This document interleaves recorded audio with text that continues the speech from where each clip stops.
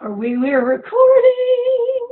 So I am Sandy Parker with Lighten Up, and this is Spark Talk, which is conversations with people I find interesting, tell you the truth. And one person that's here with us today is one of my most interesting people I think I've ever met, Erilyn Hughes.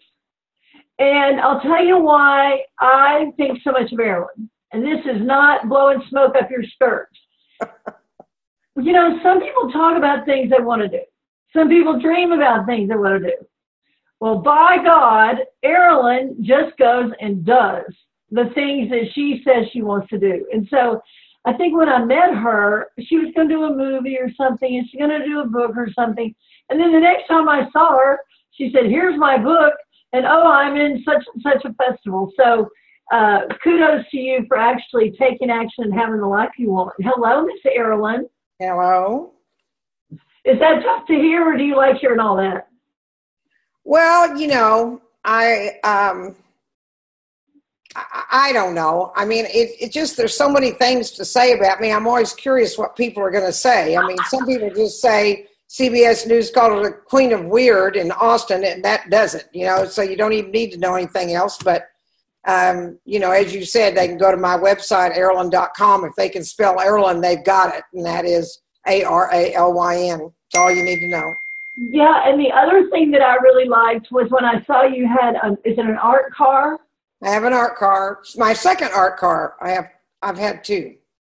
Well, I used to have a VW Bug that was painted all over, but I had to sell it, and somebody saw it and they wanted it, and I wasn't using it. So the other day I went to Erilyn's coffee. She has a coffee on Tuesday mornings, and I was ready to be inspired. It's the holidays, you know.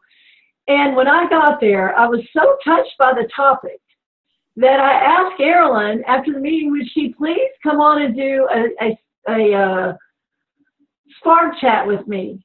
Because I think the topic is important, and then there's some parts of it that I think are even more important. So if you would, Erilyn, just give us sort of the premise and the launching that you did in a way at our meeting, because it was great.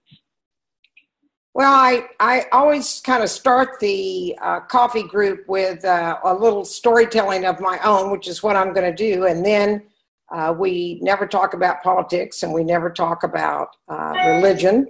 And then everyone goes around the circle, and I actually have a 3-minute timer, and everyone gets to talk for 3 minutes. And that allows people who are more introverted to actually have something to say and have an opportunity to say it, because otherwise they are often drowned out by people like us who have lots to say and say it, you know, got another idea. So it seems to work out pretty well. So on the last coffee, what I introduced was I started speaking about the fact that I would like to think that I'm not critical, and that I'm not judgmental, and that I'm, you know, always lighthearted, and I never say unkind things, and I never lose my cool. But the truth of the matter is I do. I struggle with that a lot. And I think that we all do to some extent. And, you know, I've been known to say things like, in dealing with people where I get impatient is one of my weaknesses too. I say, what have you been smoking? And I say things like, wake up and smell the coffee. And I say things like, can't you pay attention? I say things like, didn't you have a mother that taught you anything like manners?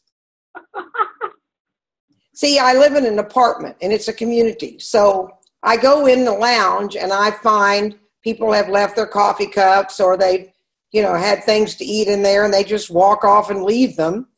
And I go, excuse me, you know, we live in a community, so, you know, I think everybody needs to clean up after themselves when they leave the lounge. And one thing that kind of brought it home about how I was being judgmental and critical is one person turned around and said, what are you, the police? And I thought, well, no, I'm not. But, you know, that's one of the things of my shortcomings that I deal with. Another one is with just friends. There just seems to always be something going on. Like I had a lunch, excuse me, a lunch plan with a couple of friends of mine. And one of them came 30 minutes early. She didn't see us down in the lounge, so she thought she had the wrong day, and she went home. And in the interim, found someone else to go to lunch with because she was all dressed and ready to go. Then the other friend, excuse me, showed up, and she said, like, where's Lana? I said, well, I don't know. Let's call her. Okay. Well, I don't have Lana's phone. Well, I've had to put my phone on the charger because it was dead, so I don't have her number either. So she said, okay, well, I'll call my husband. She called her husband, and yes, he had the number. He was going to send it. He texted it right away. Well, of course, we're sitting there. He forgot. And by the time we got finished, I was just like almost mad at my friends. And I started to think, what is this about? I mean, these are two women that have been my friends that I've done stage plays with, and we have had lunch on our 3 birthdays and at the holiday time. So that's at least 4 times a year for the last maybe 30 years. Wow. I'd be thinking about how wonderful that friendship is and how caring they are about me and what good friends they are, what good times we have, rather than being frustrated about the phone and the fact that somebody didn't get the directions right or the time right, or they didn't have the right phone number at the right time. Then, of course, I have lots of situations with my family because I think they ought to be the people that I think they should be, not the people who they are. So I have to constantly remind myself to go to neutral and to know that I have to love them as they are. And sometimes I have to love them from afar. And that's okay too. But I cannot believe or have any expectations that they're going to be any different in the future about calling me, about acknowledging gifts I give them, or, respecting me for being the matriarch of the family. That didn't mean anything to them. So I just have to love them like they are. And since I have done that and kind of backed off of being irritated about them not being the people I'd like them to be, things have been a lot more peaceful. Then I have a guy that cleans my house, Tony. He's homeless. I've effectively supported him. He never asked me for money. He always asked me for work. And so I always find something for him to do, and I have the last 7 years, about once a week. And, he says, I'm coming tomorrow at noon. Well, he doesn't show up. And I'm so mad because I thought I was going to get a clean house, and he was going to help me hang those pictures. And, I had expectations. Once again, expectation minus reality equals disappointment. And so I'm real angry that he's not there. And when I don't have any, I'm going for not all the wonderful things that he does and how caring he is about me. In fact, he may be the man who most cares about me in the world in terms of whether I'm happy or not. He always wants to make me happy. He wants to make me smile. He wants to make me laugh. And he is always arriving to my house to do work with a cheerful attitude. He's never down. He's never mad about anything. And I should focus more on that than the imperfections that I see as the white privileged woman with a roof over my head and a car, because he has no car, no roof over his head, often no bus money, no extra cash in his pocket. And so when it rains or something like that, there's issues for him. Well, I think you raised a couple of thoughts. There's like a lot in what you just said, but I don't know what it is about me, and I don't know if it stems from my childhood. But when I set a time with someone, like even a talk like this, a conversation, want to do 4 o'clock? Yeah, let's do 4 o'clock. And then they evaporate.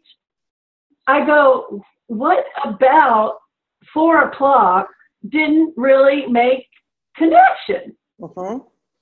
I just go berserk. Well, because in our minds, they're not doing the best they could. They're not being perfect. And of course, we turn that on ourselves when we're late and not there at 4 o'clock, or we forget an appointment, which we have done. But we quickly forget that. I've never done that. Never done that. And so it's real easy to, that I think that's the question that I posed at the end of my kind of storytelling is, are people doing the best they can? And are we doing the best we can? And do we need to be critical and judgmental and impatient with them. And do we need to do it with ourselves? Well, I love that you brought that up because, and I remember even today I had an experience that reminded me of the conversation because first, let me say this. It would be easy to go, man, that Erilyn is a bossy babe, right? Right. She's really got the high on. But here's the truth. I think a lot of us are Erilyn in our head. We may not even speak it out. Like, I know if I'm myself, are you raised in a barn? I might not say that to the person. But if I'm thinking it, it's doing the same amount of damage to my inside. Yes. And today, it's the holiday time, and so I went to pick up the gift. It was supposed to be on hold since Tuesday. Yeah. And we can only hold it until noon on Friday. So I called from the doctor's appointment because I thought it might be 2 o'clock. I should let him know. So I called him and I said, is 2 o'clock okay? And he goes, what are you talking about? I said, well, I have an item on hold. He goes, we don't put anything on hold here. And I just went, oh, yes, you do. Let me speak to that manager. Yeah. In about 1 minute, I became this itchy, bitchy, privileged white woman that just had my rights, and I was just sure, I was going to make sure it was. So, well, before it's so easy to look at somebody else and go, wow, they are really bossy, or they're really direct, or they're really demanding. I really think either we are like that on the inside, we are like that on the outside, which is truer than being that way on the inside, at least it's honest, or we somehow don't feel the power to speak our mind, which is even worse, or we're so bred to be a good girl that even if we thought it, we better not even let ourselves think it and dare never say it out loud. Mm-hmm. Well, what you're talking about is all of the energy that we put into those kinds of things. And like in my reference to Tony, when he arrives at my house the wrong day, Tony, you told me you were coming yesterday. Now you're here today. I didn't know you were coming. Why didn't you come yesterday? Why didn't you call? He goes, oh, something came up. It's like, well, I thought you were coming. And the only person who's under stress and the only person who's using energy in a negative or wasteful way is me. He's perfectly okay. He's even okay with me kind of doing this little tantrum around him because it doesn't bother him. Well, so he's not suffering like I am. And also, I think that it's important to look at the fact that when you know something is wrong with other people, it is because you know that situation, you know that feeling, you know that experience. So when you called and said, what do you mean not on hold? Let me talk to the manager. There have been times that, more than likely we've been somewhere and somebody's called and said, where's that paperwork I'm supposed to pick up? And we go, we don't know what paperwork you're talking about. We don't really keep paperwork up at the desk. And they just go off on us and ask for the manager and all this stuff. And we just think, what's wrong with those people? What are they smoking? And, so I think it's because we know that. So we hold people to an expectation that we would like to see ourselves in, like I was talking in the beginning. Like I'd like to think I'm not critical, judgmental, I'm patient, I'm very compassionate and loving and kind. But the truth of the matter, sometimes I'm not because I haven't been, and I laid those expectations that the other people are like me. What do you mean? What have you been smoking? It's so. Well, the other thing I want to say is I actually know you. Uh-huh. And I know you to be kind and loving and generous. But so the point is that are we loving and kind and generous? To me, the point is how much energy am I going to invest and how much am I going to contaminate my own peace of mind? Yes. Because of these random rules that are supposed to be, and yeah, they probably are supposed to be. But if I take on the role of policeman for the world, I am going to be one unhappy camper. You're the one that's suffering. And everybody's going to run from me because nobody wants to be around a policeman. Right. Exactly. So I really heard that. And we were talking about being around the holidays with our family. Mm-hmm. And there are things I would love my daughters to do with their kids. There are things I don't think they're doing right. But I'm going to do my best to say, oh, instead I'm going to try to say, you know what? My kids are safe. My family's together. I'm lucky as all get out to have this beautiful family, and try to take that whirl of motion or whatever that is, right, and try to like calm my head and then open my heart a little bit and see if I don't feel and react differently to the environment. Right. And it's that whole thing is that sometimes we think our way is the only way and that everyone should do it like us. And in reality, there's more ways than one to skin a cat, as my mother used to say. And lots of things work. We just don't know those other things because we have our way and our thing that's worked for us. And when you look at your daughter, when you look at the grandkids, when you look at anybody in your life, then the question being, are they doing the best they can? More than likely, with the resources and the energy and the experiences that they have, they are probably doing the best they can. The truth of the matter is, nobody probably that we hang out with much goes intentionally out of their way to make us miserable. No. That's just not the truth. You know, Oprah used to give say, them the benefit of the doubt. Yeah, I think Oprah said, when you know better, you do better. Mm-hmm. Well, then that would mean that if you're not doing better, you may not know better. Yes. Or even if you know better, it may not be your day to be the shining example of what you already know. Right. And I think it's also the fact that, some days we're better than others. So, we have to be patient with ourselves for those days that we say, what do you mean it's not on hold? Let me talk to your manager, because there's other days that we say, we're kind and nice and patient and go, oh, well, maybe I misunderstood. And is there something that I can do, or this is what I'd like, and can you help me? And, we're going to go both ways, because the bottom line is, I think you and me and pretty much most of the world is doing the best they can. I know that I try really hard in the world to be perfect, and you do too, and many people do. But we're not perfect. And the sooner we realize that, and the sooner that we accept that, we're going to be happier and in less suffering. And people are going to like being around us better. I think so. And I've been studying a guy, his name is Charles Eisenstein. Uh-huh.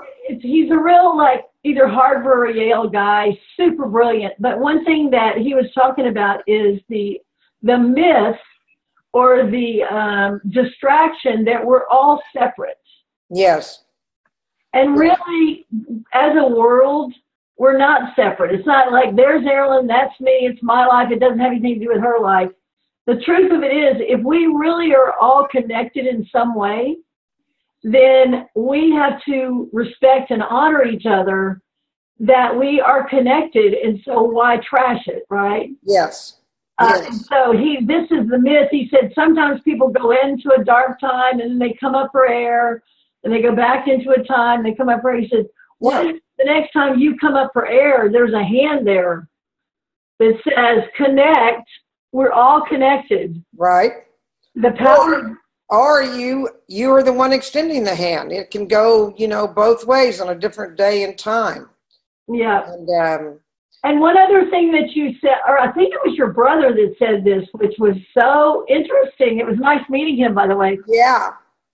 He said, that customer service person is making $10 an hour. And honestly, they probably isn't their dream job, but at least they are trying to be helpful. And they're trying to work and earn a living for their family. Yeah. They're probably not trying to make my day miserable. Yes. But I have to say, when I call, now I am the worst when it comes for airline tickets, especially international tickets. If I call and you go through all this rigmarole, they finally answer. Yes. And I go, oh, I need to call back. There's not enough of me to endure what I'm about to go through. So I call back and I get this is Donna, can I help you? Like she feels alive. Yeah. And I'm like, oh, there's somebody I can relate to. So I really like to have someone that I feel connected with to have conversations, but that comes from being privileged. Yes. And I've been taken care of so many years by really qualified people that it's my own thing to overcome. So today I was in the doctor's office this morning and there was a guy sitting straight across from me. Because I think what your brother said was, those are people too. Yes. Oh. So I was sitting across from this man today. It's in the diabetic clinic, and he is looking like this. I couldn't tell if he was about to cry, or if he was mad, or if he was worried, or whatever. And I thought, I'm just going to speak to the man. And so I said, are you having a good day? Which was better than, are you about to cry? I said, are you having a good day? And he said, I'm really not having a good day, but it's not that bad. It's just a gray day for me. And first of all, I was surprised he would even tell me, what was going on. And then I said, well, I hope you have a happy day and a happy holiday. And he said, I'm so glad you said that. And then they called him right after that. That may not have done anything for him, but I was connected in the lobby to another human. Mm-hmm. And I think we do crave connection. Right. And some of the things that we do that we think are justified have an underlying answer. Like, what was really the issue was when you called on the phone and they said, oh, we don't have anything on hold, was about the fact that you weren't going to get what you wanted, which was that item. But we take it to the man. What do you mean? You're not doing your job. Somebody there told me, let me talk to the manager. And I think that's something that we do. Unlike with Tony, I'm referencing him again. Why do I get so mad when he doesn't show up? He always shows up, and he has for 7 years, just not always exactly when I want him to. And what I looked at and thought about was, what is that fear and what is that anger about? And what it is really about is that he might not be okay, and he might not show up someday because I care about him, and I would not be happy if he were not in my life. Right. That's what it's about. But instead of saying, Tony, oh, I'm so glad you're okay and that you're here, I go, Tony, you said you'd be here at 12. Why do we do that stuff? I don't know. Maybe somebody has an answer, but. Well, and we do that. So I have to tell you all that Erilyn wrote this book as an anthology with 15 other women called Kid Me Not. And I love how it's about women who in the 60s did not have kids, and they're all now about 60. So they're looking at their life without children. It's not that they don't think you should have children. But for me, when my daughter had a curfew, and she was midnight, right? And it's 12:30, and I don't know where she is. I don't know if I was more mad or worried. But I know for a fact the first thing she heard when she got home was, you're na. But underneath it is that I don't know what I would do. Yeah, exactly. But you leave that for tomorrow, right? Because right now I've been up for 30 minutes. Yeah. So if we can spend this season or the new year, something beautiful about the new year is it's a 1 year numerology, which means it's a fresh start. Yes. So it is time to actually make decisions about what you want your life to be like. And I think I'm actually really more attuned to it because I was at your house. Great. And it was a great gift for me because today I met the man, the doctor. I had actually a real conversation. I wasn't like, listen, I got packages to pick up and so I don't know. I want to get that sense of timing and hurry and expectation, because if I'm projecting it onto other people, it's going to live in me. and I'm going to be the one that bears the brunt of it. So I really thank you for the conversation the other day. It really touched me. And I want to tell you all that Aralyn.com is ARALYN.com.